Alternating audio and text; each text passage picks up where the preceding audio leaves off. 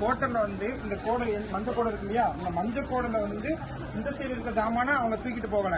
மஞ்சள் கோடுக்கு இந்த சைடு இருக்க ஜாமான வந்து தூக்கிட்டு போயிருந்தா கூட தெரியாது. ஆனா அந்த இடத்துல வந்து கோட்டுக்கு இந்த சைடு இருக்க கடையில இருக்க டேபிள் ஜாமா எல்லாத்தையுமே வந்து எடுத்துட்டு போறாங்க. ஒரு சின்ன ஒரு ஹோட்டல் போட்டு கூட பழைக்கக்கூடாத ஒரு தாழ்த்தப்பட்டவன்ற ஒரு இதுல இந்த மாதிரி பண்ணியிருக்காங்க. அதுக்கப்புறம் வாங்க மற்ற எல்லா கடையிலும் பாருங்க, இந்த 40 பேர் வந்து எங்க கடையில வந்து எல்லாத்தையும் சூறையா அடிக்கிட்டு இருக்காங்க மாநகராட்சி ஸ்டாஃப்ஸ். நீங்க வந்து அப்படியே வந்து பாத்தீங்கன்னா அங்க வச்சிருக்க அவ்வளவு பேருமே கோட்டுக்கு அந்த சைடு மண் வச்சிருக்காங்க. அந்த இதுல நீங்க அதை அப்படியே வரிசைக்கு வந்து பாருங்க.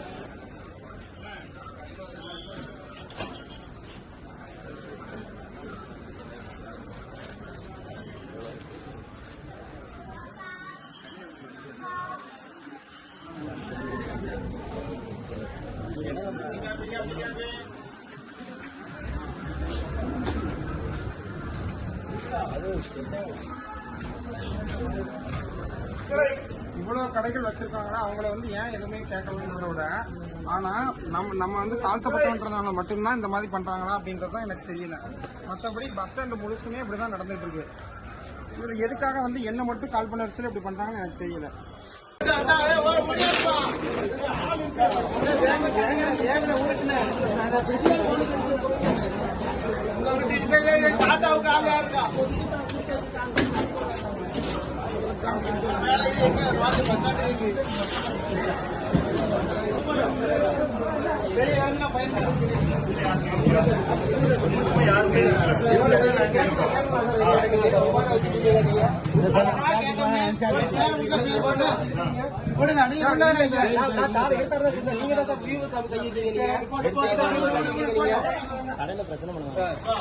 பிரச்சனை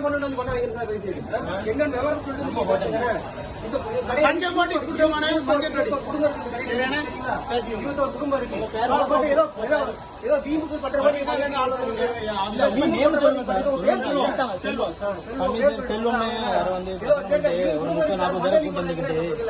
இது பண்றாங்க. நல்லா இருப்பீங்க சார், நீங்களும் நல்லா இருப்பீங்க. அவங்களுக்கும் குடும்பம் இருக்குது மறந்தாங்க. செல்வமா கமிஷனர்ல இருந்து செல்வம் யாரோ வந்து நல்லா இருப்பீங்க சார். உண்மையில ரொம்ப பிரச்சனை பண்ணி அவ்வளவு கூட்டத்தை கூட்டு இது பண்ணுவாங்க. செய்திகளை உடனுக்குடனும் துல்லியமாகவும் தெரிந்து கொள்ள சப்ஸ்கிரைப் பண்ணுங்க.